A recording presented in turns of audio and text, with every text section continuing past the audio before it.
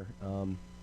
There is a sign-up sheet. Going to have the author present his legislation, and anybody who would like to say a few words is welcome to do that. And then we'll let the chairman finish this up. This time, I'll recognize Chairman Martin to present his legislation.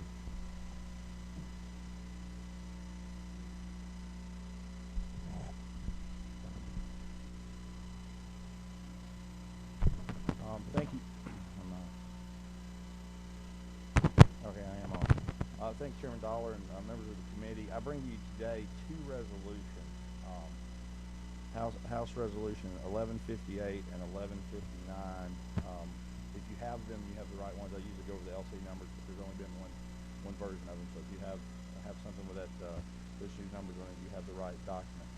If it pleases the chair, these are exactly the same. So I would just speak to one out of the interest of time. I just speak to one and ask the committee as they look at them, if they find within their wisdom to do anything with one to be moving forward, that we do it to both. The idea, Mr. Chairman and committee members, is that one of the resolutions is a House resolution. H.R. 1159 is a House-only resolution. House Resolution 1158 is a joint resolution. So in case we get caught in a time situation, if House wants to move forward, I'd like to move them both forward. If the Senate, something gets tied up and we don't have a joint resolution passed, we would have a House resolution. And Mr. Chairman, I want to be brief, and I know people have things to do this afternoon, but if I might give a bit of background on this and why the timing is important.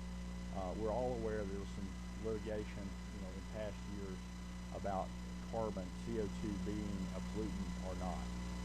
There was some litigation that went all the way, I believe, to the Supreme Court, and it was ruled that CO2 was a pollutant and was therefore had the ability to be regulated under the Clean Air Act. Since then, a lot of things have been moving forward with the EPA issuing or doing research relative to how the United States and how the states would react to the CO2 issue because it falls under the Clean Air Act. This resolution doesn't attempt to relitigate that point. Sure, each of us individually may have a thought as to whether CO2 is or is not a pollutant.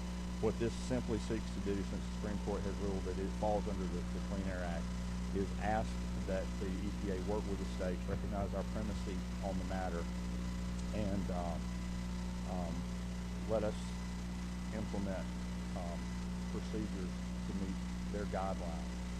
If the chair would like, and if you don't mind, I think it's important to give me just a few seconds on each one of the whereas paragraphs and the therefores. I would say that the whereases, I believe, are factual statements that we can agree on. The therefores, if you will, and the resolves are action statements that we wish to take.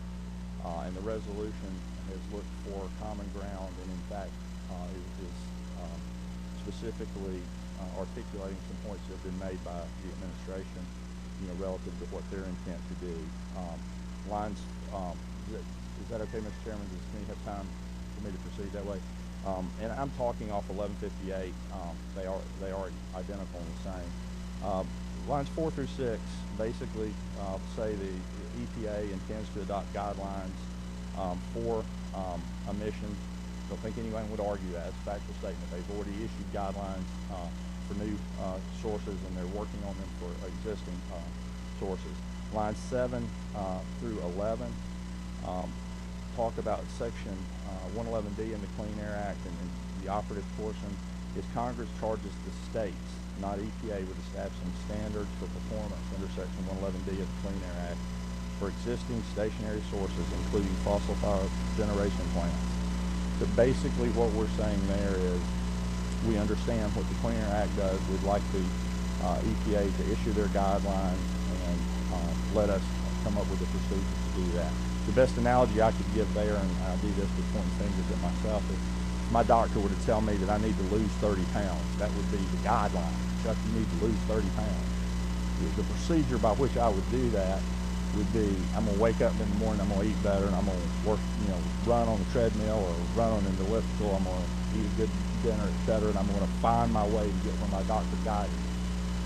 The other way to do that, if the doctor were to set my procedures, using this analogy, would be him to say, you need to lose 20 or 30 pounds, but he would tell me exactly what I want to do, and that not fit my schedule and might be impossible for me to do relative to other things. So what we're asking the EPA to do is to set the guidelines and let states work on the procedures for getting there. Lines 12 through 15, reading that, providing reliable and affordable electricity through diversified sources of electrical generation, including coal, natural gas, nuclear, cost-effective renewable resources, as well as using energy efficient, will provide economic and environmental benefits to citizens of Georgia. That's another way of promoting this president's all of the above strategy.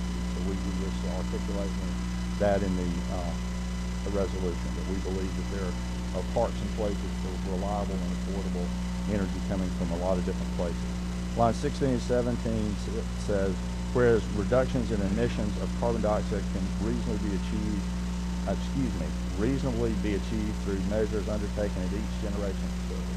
Each generation facility, whether it be coal or natural gas, has things that they can do that we have learned over the years since they have been built that can increase the efficiency. And when you generate more megawatt hours per unit of natural gas or coal or whatever that goes in there, that's going to reduce the carbon emission per megawatt hour. And they can do that with heat transfer systems. Some people may be have more expertise than I am in discussing it, but new turbine blade fans, there's a variety of things that they can and have done. Lines 18 through 20, so certain efficiency measures may be undertaken to reduce. Is that the one I just did? I may have just done that one, but undertaken at electric generating units to reduce carbon from the unit without switching. Oh, this basically is another way of stating that you don't have to switch from coal to another form of energy to get more efficient. You can, again, restage using new fans, heat transfer technology that didn't exist when those plants were built 20 or 25 years ago. 21 through 23 states that it is in the best interest of electric customers in Georgia to continue to benefit from reliable, affordable electricity operated by coal-based electric generating plants. I think, plants that are improved with the new technology we've discussed, I believe it is in our best interest for our citizens to have those. And then we just have the action statements that we wish. We wish the Congress and the administration would establish a national energy policy and that would strengthen access to and remove impediments from all sources of domestic energy. We want Congress to establish a policy that let us use what we have in the U.S. We ask in 28 through 34 that the EPA establish separate guidelines for new coal technology, supercritical and ultra-supercritical technologies without using CCS, that's carbon capture and sequestration. There can be standards set, guidelines set so that standards can be met for these types of technology that would be in addition to and different from new plants that use CCS technology. In 35 through 37, we ask the EPA, the Department of Energy, and Congress to support industry efforts to develop and research carbon capture and sequestration technologies. 38 through 42, we ask the same group to support efforts to find places that one can use carbon capture and sequestration, specifically in Georgia. Mississippi and other places around the country have caverns and caves where they're pumping the CO2 down into the ground and they're using it for oil reclamation, etc. We're not aware today, or at least I'm not, and hasn't been brought to my attention today, that there is that geological opportunity in Georgia.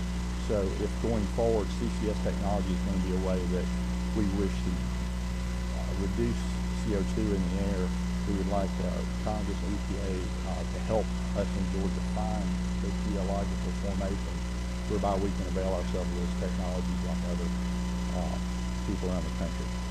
43 through 52 simply says, as the EPA is developing these guidelines, they should look at each state's supremacy in in developing their standards. In other words, they should consult with Georgia and say, we need you to lose this much CO2, we need it to reduce to this, to hell to this, and we're going to take into account your power generation mix, cost-effective standards. I won't read each bullet point, but basically look to the state to give us an opportunity. Using my analogy, representative, it'd be like you look to me to find the ways I'm going to lose the weight I need to lose as long as I'm going to do what the doctor asked me to do. So if the EPA, if we use that analogy, the EPA is our doctor, we'd like for them to tell us where we need to be, and we'd like to use our best efforts with our EPD director and the folks that are knowledgeable about our state's energy mix to get us there.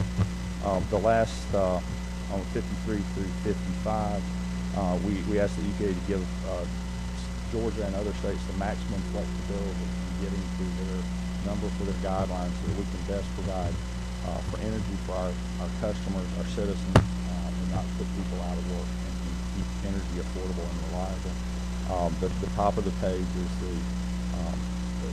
this one says General Assembly, the other one say the House of Representatives encourages us to make comments. And the reason this is timely is, I believe in the middle of the March is when the comment period is going to end relative to the EPA new standards that are going to come out. So we want to get on record as a state about our wish to work with EPA, have our EPD work with EPA in order to communicate to them the items that are important to Georgians so that we don't get in a situation where electricity becomes prohibitively expensive for ours. Because as we all know, the expensive electricity is harder on low-income, middle-income folks than it is on others. I mean, the higher your proportion of income goes to electricity, the more the effect of the kilowatt-hour price increase has on our population. And money that's spent, if the cost of energy goes up 60 to 80%,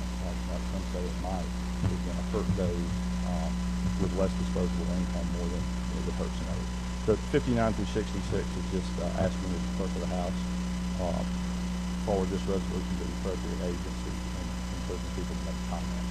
With that, Mr. Chairman, I'm happy to answer questions and look for the committee to work with me. I hope we can move these forward and go on record. We want to work with the administration to get to a place where we can keep reliable and affordable energy available, not just for us here in Georgia, but work with our fellow states to keep it available across the country.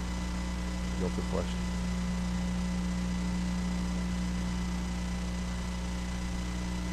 So, Representative Cook. Thank you, Mr. Chairman. Thank you, Mr. Chairman, for bringing this resolution. I got a question and then kind of a comment to follow after that, if I could, though. With regard to these new EPA standards, don't some of these EPA requirements and some of these technologies that are required in some of these new standards, some of them that don't even exist to this point? Would that be a correct statement? Well, the current standards, and there may be people that come after me and tell you in more specific detail than I, but I'll make an effort to answer your question. When they issued the regulations for the new plants, where they set them for coal and for natural gas, for coal, it's my understanding that is unattainable. Basically, you can't burn coal and create and process electrons, if you will, because that's what building electricity is. You can't process enough electrons with this much coal in order to meet their regulations. And again, they issued regulations. We're asking them to issue guidelines so that we can create regulations. But you can't meet those guidelines without CCS, without carbon capture and sequestration. If I may, Mr. Chairman, going a bit further with that, carbon capture and sequestration can't be required, black letter law in the Clean Air Act. You can't require the use of carbon capture and sequestration yet because it's not an adequately demonstrated technology. I believe that's the gentleman's question. So what we wish to do is communicate that back to EPA and say, and if you remember, there's 2 paragraphs in this thing, work with us on developing CCS, and when we get it there, we want to work and use it to make the world, if you will, the air a better place. But today, my understanding is, and my understanding of the law is CCS, carbon capture and sequestration, is not an adequately demonstrated technology. Sure. Thank you for that, Mr. Chairman. I'd just like to add further, I'd support this resolution, and the enumerated powers, the EPA doesn't exist. The state should be taking care of this, and your lines 43 through 52, I appreciate that a lot. Thank you. Representative Waits. Thank you, Mr. Chairman. At the appropriate time, I'd like to make a recommendation for a do pass on this. I think it's a timely and excellent piece of legislation, sir. All right, we've got a There's no motion. better time like the present for the representative. I do, joking aside, Mr. Chairman, I stand for any other questions from the audience. I believe we have one from Representative Klain. Thank you, Mr. Chairman, for bringing the bill too. I did hear you say that there were some other states that were that are going this way, are headed this way with this kind of legislation or resolution. Yes, sir. There are people that have it in their legislative process, and I don't have the enumerated list of that. It was actually emailed to me yesterday, and as you know, even from your 17, 18 days here, we get several emails during the day. I have not gotten down to it. I was more intent on preparing this for the chairman and you folks today, but I'd be glad to share that with you if you would allow me to do that.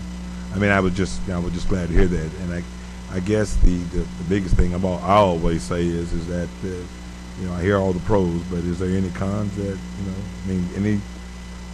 Yeah, sometimes they say in a sales presentation, sir, just sit down if you think things are going well for you, and I feel like we do have a good resolution here, but I would be perfectly honest with you and tell you this: when this resolution comes forward in some states, there are going to be some people that want to go further. There are going to be some people that want to put something in that resolution that starts the argument again over whether CO2 is or is not a pollutant.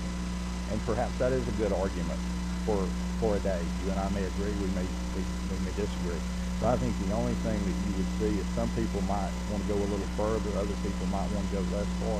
And I would say sometimes when one seeks perfection, it's often the enemy of the good. I think the good for us in the state of Georgia right now is something I didn't say earlier, but the good for the people that work in the body electricity is to get our state on record where we understand that the law says it needs to be regulated. Just let us do our job. Let our EPA director do our job. Let us as legislators do our job for the 54,000 people we represent. So I appreciate the question. This is a good one.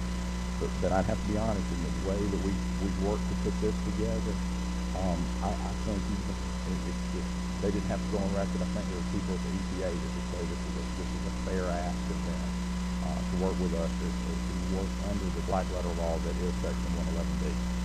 Thank you, Mr. Chairman. All right, that's all the questions I see. Excuse me. We have a few people that have signed up to talk.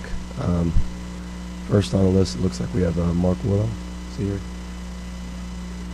Yeah, go ahead. Thank you, Mr. Chairman, members of the committee. My name is Mark Woodall. I'm chairman of the executive committee of the Chapter of the Sierra Club. So I'm here on behalf of our 9,000 members and everybody that breathes the air of Georgia, or drinks water in Georgia, to oppose this resolution. I don't generally say anything about this resolution because my understanding is on the second and I can like sometimes things are so against the public interest of the people of Georgia, I feel moved to take a little of your time to say something. I guess this is such a corporate positive resolution. It does appear to be one of these corporate sponsored resolutions, but they did get the name of the state right, so maybe it's Georgia specific. Our main objection, of course, is that we're not for all available domestic sources of energy. As you may have read, coal is a dying industry. There are no new coal plants proposed in the United States except for one, and there's in Sandersville, Georgia, which I think is about 99% dead. But I think the EMCs in Georgia didn't get the memo about the cost of coal, although I'm proud to say that Cobb EMC, the largest EMC in the state of Georgia, has pulled out of that proposal in Washington. Even the Chinese are canceling all the plants in eastern China because they can't breathe the air over there. So coal cannot be competitive, particularly when it's regulated. In Georgia, we don't even have, I guess the only regulation for coal ash in Georgia is by lawsuit. And after talking to those folks down there at Juliet, next to the biggest coal ash pile in Georgia, next to the largest coal burn in the United States, Plant Shira there in North Macon, I can certainly understand why they're pursuing litigation The courts have ordered the EPA to issue regulations on coal ash by the end of the year, so that will be yet another additional cost of coal, making it even less economical. And as you may have seen, just let's see, 3 or 4 days ago, the latest coal ash spill on the Duke Energy plant up there on the Dan River in North Carolina has turned the river for miles into nothing but gray sludge, over 80,000 tons of coal ash. So that's what you get with coal. We do need clean air in Georgia, and I would commend Georgia Power and the Southern Company for converting plant Jack McDonough from 2 old coal boilers to cleaner natural gas. Anybody that goes up I-75 may have noticed that the old stacks have been taken down brick by brick. So everybody here today will be breathing cleaner air because there's no big coal boiler within I-285. But the rest of us around Georgia would like to breathe clean air as well. And all of those of us like me down here in Columbus would like to have water in our rivers. And one good thing that's going on next year, I believe it is, Plant Yates near Newnan. All those old coal boilers, I think 5 of them will be shut down, which will put over 10 million gallons back into the Chattahoochee River. It's not generally talked about, but burning coal in the nukes, that's the largest use of water in the state of Georgia. So if we want more people in Georgia, we've got to shut down coal plants. Let's see, and there's also, economics is really what's going on. Georgians send somewhere between $2 and $3 billion out of this state every year to places like Kentucky and West Virginia for coal. We don't mine any coal in Georgia. So there's nothing for our wallets with coal. I guess I would just end with a couple of fairly ironic points. Most ironic thing, probably, is that the Southern Company has spent more money than anybody fighting carbon regulation. It's now spent over $5 billion in people county to build carbon capture storage coal plants in the next 14 years. So let's back up here a few moments. Of course, the shareholders can take a loss in this regard. We're currently in the Supreme Court going to $1 billion fine. So carbon capture does actually work, apparently. It's certainly not cheap, and that's the bottom line. If you believe in economics, you should be against this resolution. And the other irony is lately we've been hearing Georgia Power and others talk about, what about high cost of electricity for low income people? Well, that's certainly a new thing from the giant monopolies. But I would point out to you that with what they're spending on those new nukes over there at Vogel, they could weatherize every poor person's house in this state. So I don't really give those statements a whole lot of credence. So I would urge you to vote with the people of Georgia against the giant corporate interests. Vote no on this resolution. We'd like to take any questions. Thank you, Mr. Woodall. No questions. One moment before we call the next speaker. I'm going to allow the author to Mr. Chairman, if you request. would yield and the committee would indulge me a minute. Mr. Woodall, I have respect for you as a citizen. You say what you want when you want to. I'm sure you know better people than you have called me worse names. I'm not a corporate interest. I don't even know where you're sitting, but I'll address you straight up because you don't have the courtesy to do that to me. This is not an ALEC resolution. This is a resolution I built right here in Georgia, and the flippant comments you make about Georgia Pacific or this is why nobody takes your organization seriously anymore, sir. I've worked with people around the country as chairman of the Energy and Environment Committee for the Council of State Government, the largest group that has people from the legislature, has attorneys general involved, and has governors involved to do this. And sir, there is nothing in this resolution that does not directly say enforce the Clean Air Act. You and I could go on TV if you want to, and we'll debate whether CO2 is or is not a pollutant. That's not what we're talking about here today. And I am personally, not politically, you can do whatever you want to politicize an event, but I'm personally offended that you take a resolution that is meant to encourage people to get, and say this goes into the, you know, that's what's wrong in Washington. When states send things to the government and you take the thing, it just goes in the bin up there. Maybe that's why people fight up there all the time. So again, I respect you oppose the resolution. It's been in for a couple of weeks. You could have come and talked to me. I don't reckon we've ever talked in my 12 years down here. And conversations would make things a lot better for this state and this country. But this resolution, sir, does nothing to hurt the air quality in the United States, and certainly nothing to help hurt it in the state of Georgia.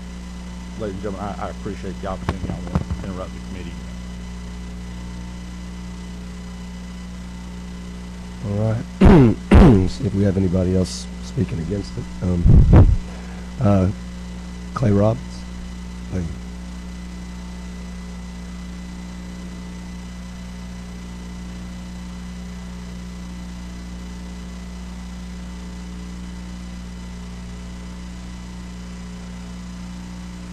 Thank you, Mr. Chairman, members of the committee, for giving me a chance to speak on this. My name is Clay Robbins.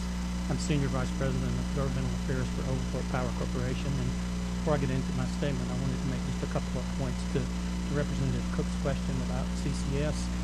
The biggest problem with CCS right now is it's not adequately demonstrated on the scale to handle a lot of large power plants.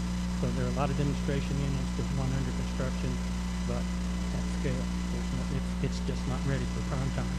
And to Mr. Woodall's comment about the EMCs and the coal plant, the EMCs are no longer involved at all in plant Washington. Every EMC is completely out of that plant, so there is no power plants, coal plant being built that has any ownership by any EMC. Oglethorpe Power is a not-for-profit generation company owned by 38 Georgia EMCs that serve over 4 million people in Georgia and about 70% of the land area. We have a balanced portfolio of resources, including nuclear, hydro, natural gas, coal, and renewables that come from a sister company of ours called Green Power EMC. But 29% of the energy delivered to Oglethorpe's member owners came from coal last year. The value, reliability, and effectiveness of the resources is strongly evidenced in the near record-breaking energy usage during the cold periods we've had in the last few weeks. And as a side note, 100% of the supply at the peak times, those in the real cold morning, very late at night, came from conventional fuels, nuclear, gas, hydro, and coal. The U.S. EPA is charged with adopting regulations to reduce emissions of carbon dioxide from new and existing fossil fuel power plants under the Clean Air Act, Section 111B for new plants and 111D for existing plants. The standards for new plants were published in mid-January of 2014, so we're in effect virtually ensuring that no new coal plants will be built in the foreseeable future. The standards for existing plants are due to be issued in August 2014, effective in 2015. Under the Act regarding existing plants, the authority to implement the standards established by the EPA is given to the various state environmental agencies. For Georgia, that would be Georgia EPD. Subject resolutions encourage EPA to give EPD flexibility as to how to meet these standards in ways that can achieve the results intended by the regulations that are in the best interest of electricity customers in Georgia in terms of reliability and affordability. Doing so in this matter would take into account the differences in states, including Georgia, as to each state's generation mix, practical implementation schedule, cost-effective emissions reduction using adequately demonstrated technologies for each effective unit, and other state-specific needs. So, based upon a number of recent discussions that we've had with Georgia EPD, we believe that EPD is generally in concert with the approaches outlined in these resolutions. Therefore, Oglethorpe Power and its member EMCs, respectively, ask that the committee support these resolutions. That ends my comments, and thank you very much for the opportunity to speak to you, and I'll be happy to answer any questions. Thank you. No questions. Thank you.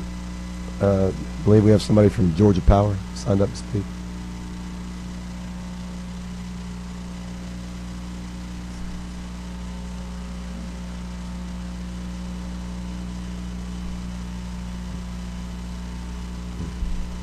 Mr. Chairman, members of the committee, thank you for the opportunity to speak today. I'm John DeAndre. I'm the Legislative Affairs Manager with Georgia Power Company, and I'll make my comments very brief. We're here to speak in support of this resolution. The administration continues to talk about all arrows in the quiver or all the above strategy as far as different types of energy to reach our energy needs in this country, and I think this resolution points exactly to that. Let the EPA set certain standards. Let the states actually come up with implementation plans that work in individual states instead of taking just an an overall strategy coming out of Washington. So it's a flexible, to me, it provides flexibility for the state. It provides an opportunity for corporations and customers in this state to work together with our EPD to implement these clean air standards as we should. So again, I appreciate the opportunity and would ask that you favorably pass this resolution. Thank you, Mr. Chairman. Thank you. Next, Craig Camuso.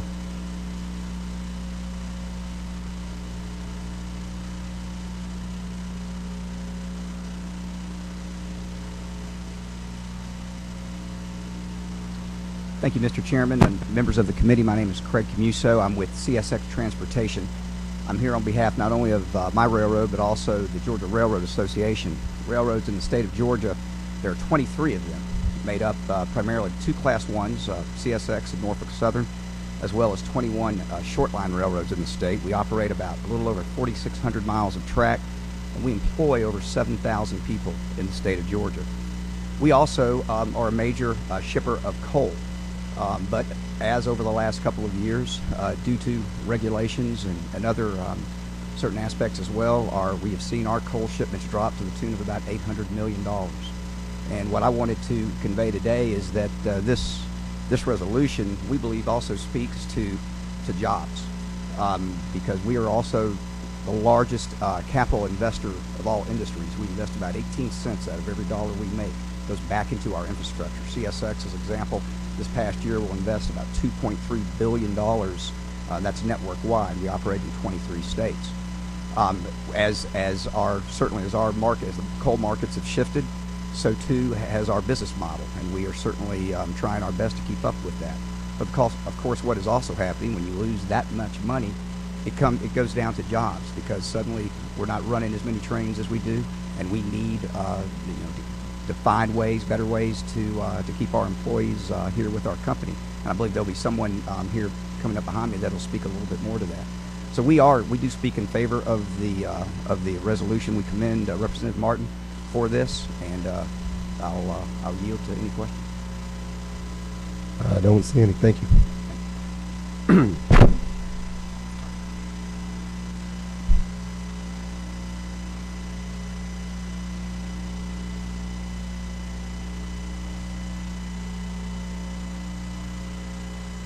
Ladies and gentlemen of the committee, honored to be before you.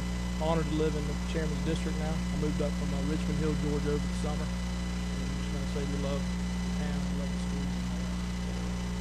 Anyway, that being said, I work on the railroad that he's talking about. Could you tell us who you are? I know. First time I've done this. But it's important, and that's why I love it. I'm Matt Campbell. I'm with United Transportation Union. I represent about 2,000 railroad workers in the state of Georgia. I'm a conductor on the CSX Railroad. My father was a conductor for 40 years on the CSX Railroad. I remember answering the phone as a child many times, 11, 12 o'clock at night. They were calling my daddy to work on a coal train to go out of town for 3 or 4 days. So needless to say, hauling coal on the railroad raised me, my brothers and sisters, and it's raising my family. However, in the past couple of years, there's been a significant decline in hauling coal on the railroad. That familiar call of being called to go work the coal train has gone down. There's not as much to run. So a lot of my brothers and sisters that are in my labor union, my co-workers, other conductors, engineers are being laid off. We need more work, and that work is coal. 40% of all freight rail cars in America are coal cars. 20% of all freight rail jobs depend on coal.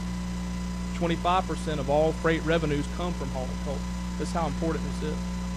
We have tens of thousands of railroad workers who depend on coal for their livelihood, and tens of thousands more who mine coal, working coal-fired power plants. Much of our nation's rail lines Mr. Camuso could tell you, were built and maintained with coal revenues, benefiting all shippers on these routes. All the customers along the way benefited from the hauling coal.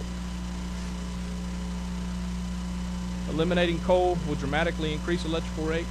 That's the studies I've been given. That's what I've read. It'll hurt the poor the hardest, who have the hardest time paying their power bill. It'll make it far harder for American industry to compete with the companies that are located in countries with low-cost energy. Electricity bills cost 3 times as much in California as they do in North Dakota. The reason this is because California does not allow coal-fired power plants. North Dakota does. Pay 3 times as much for electricity there. We don't want to see that in Georgia. We want to take a stand, and I'll support this resolution. I think it's good time. Okay, thank you. Would you like to wrap us up? Oh, go ahead. Not at all. We would be delighted.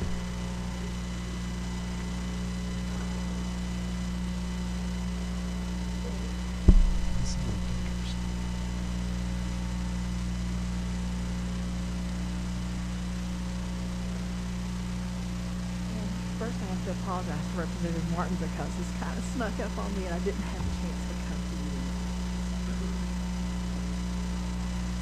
My name is Jean Dean. I'm the State Director for the American Lung Association in Georgia, and I'm here today to speak on behalf of Mothers and Others for Clean Air. It's a project for the American Lung Association. It's sort of a new project, and it aims to increase awareness about the public health impact of air pollution, especially as it affects children. Currently, millions of Georgia children have asthma attacks every year, and ozone smog pollution is a well-known trigger. Children are more susceptible to the health effects of air pollution because their lungs are still developing. We have lots of asthma here in Georgia. Probably 9% of Georgia's kids have asthma. Science is telling us that carbon pollution contributes to rising temperatures that will increase the risk of elevated ozone pollution, making it more likely that we'll see more asthma attacks among our children with asthma. And it affects us all, but that's who we're here today to speak for. We all know that the use of energy is essential to the growth and the functioning of our economy, and for the quality of life we enjoy. But some energy practices, fuel sources, and technologies place a toll on human health and the environment. We support the EPA's efforts to reduce carbon pollution and take great concern at efforts to block, weaken, or delay Clean Air Act implementation.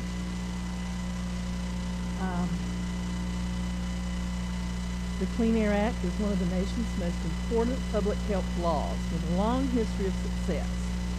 And we are seeing improvements in air quality because of the Clean Air Act.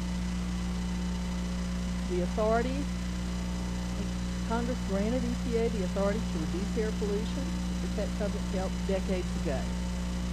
This authority extends to carbon pollution. The Supreme Court has affirmed this multiple times. So we respectfully request that the subcommittee consider these factors in their review of these resolutions. Thank you. Thank you. I believe we have one more speaker.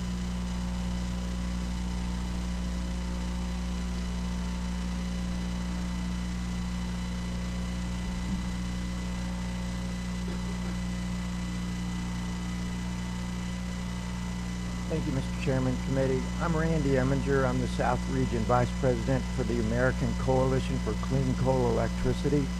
We're an association made up of mining companies, railroads, electric utilities. I'd like to, if I could, hand out something real quick, and I'll be very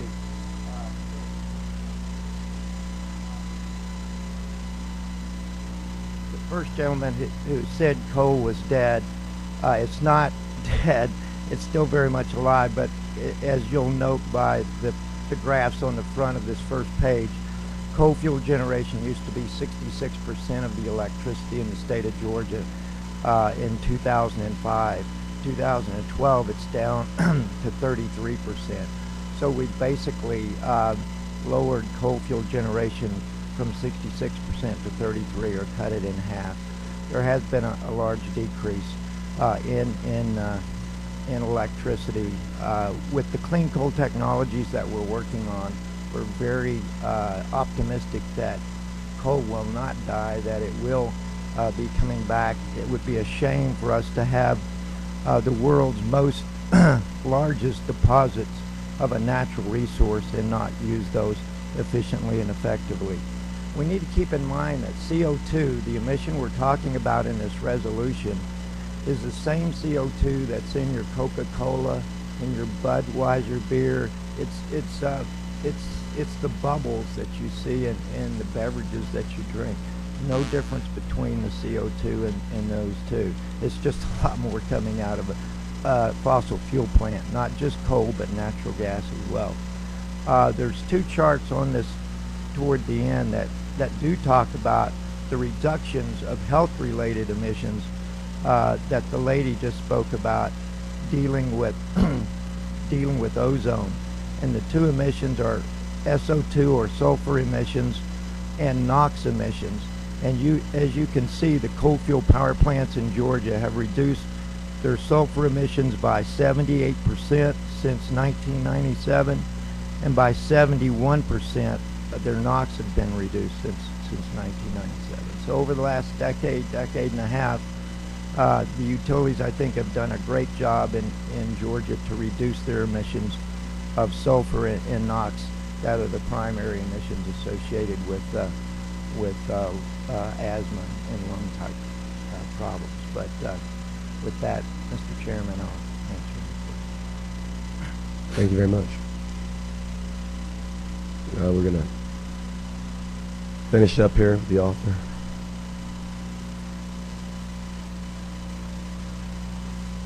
Thank you, Mr. Chairman. I'll be brief. And to members that joined us afterwards, you have two resolutions before you.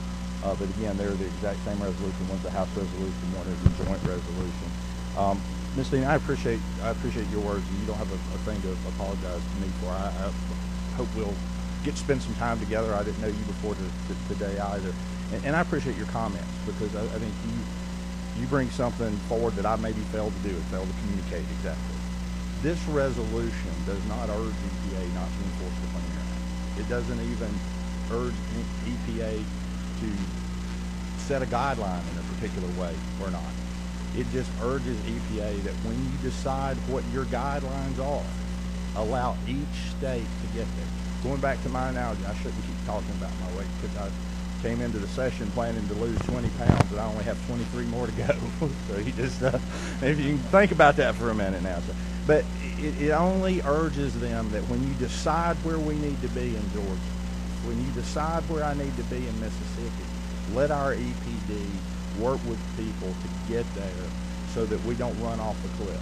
Now, in Georgia, quite honestly, we're in better shape than most. I believe the state of Ohio counts on 83% of their generation capacity to come from coal.